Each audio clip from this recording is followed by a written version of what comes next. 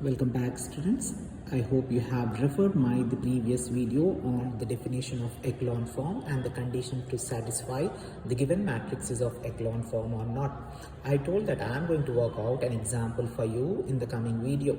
This video gives you the matrix of size 3 by 3 which is not of echelon form as per the definition, as per the conditions that all the non-zero elements to be there preceding to the next rows. This to be made zeros and this to be a 0. I mean the lower triangle need to be made to equal to 0 below the diagonals, and the first element in the row to be of unity. The first non-zero element in a row should be of, this should be 1. This is already we need to make it into echelon form reducing. So in order to make this element to 1 and this to 0 and this to 0, I need a unity here. So what I'm going to do here is, this is nothing but R1, the row 1, and the row 2 and the row 3.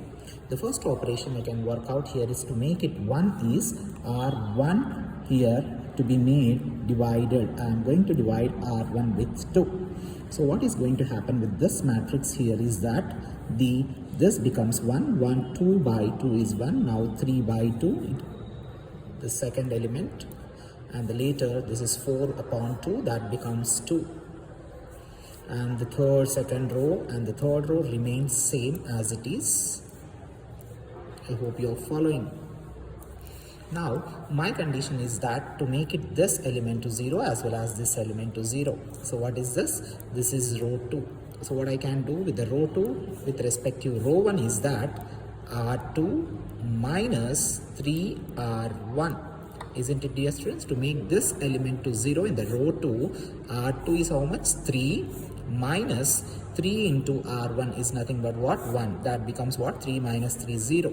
So I am going to put for you all again the first row remains same and the last row also remains same. Only the second row element operation I am going to work out here. So this becomes 3 minus 3 into is 0.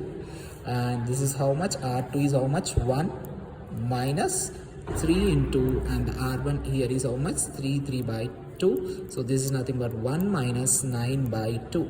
So that is nothing but how much, dear students? 2 minus 9 by 2. This gives minus 7 by 2. Minus 7 by 2. This is minus 7 by 2. Okay, and here if you look here, this is 2 R2, this is 2 minus 3 into R1 is again 2 here. So this is nothing but 2 minus 6, that is nothing but minus 4. This is 4.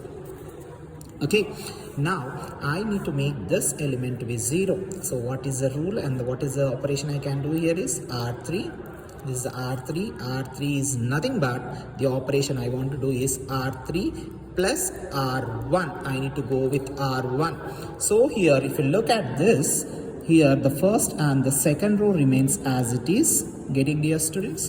The first and second row I am not going to disturb. I am going to work out the operation for the third row to make the first element in the third row 0. This is the operation I am going to work out. That is nothing but R3 is nothing but minus 1 here, and the R1 is 1. Minus 1 plus 1 gives me 0. The later R3 here it is 2 plus R1 is nothing but 3 by 2. So this is nothing but 2 times 2 is 4 plus 3 is, that is 7 by 2. So this is positive 7 by 2. Later R3 is 2 and the R1 is 2. So that becomes 4.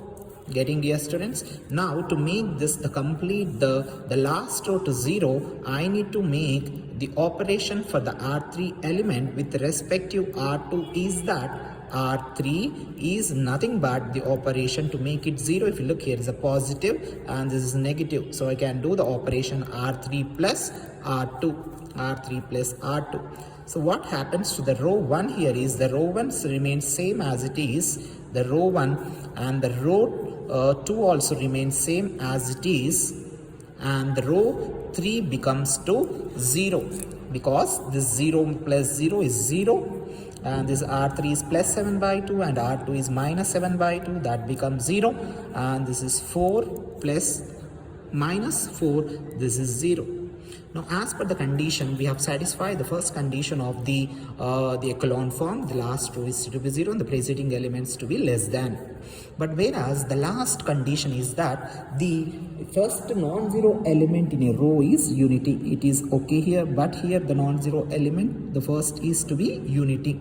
What operation I can work out here is that here is to this column I can do here is that I can divide it with -2/7 because the second row. Getting second row I can divide it with -2/7. I mean multiply. Now, what happens to the row 1 and the row 3? The row 1 and row 3 remain same, dear students, here. So, in order to make it unity, I am multiplying it with -2/7. So, into -7/2 into 2, this gets cancelled. That gives me a positive value number 1. And what is this? -4 into -2 is nothing but plus 8/7. 8/7. And the last row remains as it is. So this is said to be of echelon form now, dear students, isn't it? The non-zero elements preceding is less than, as well as the last row is completely 0, and the first non-zero element in a row is unity. This is 1 and this is unit 1.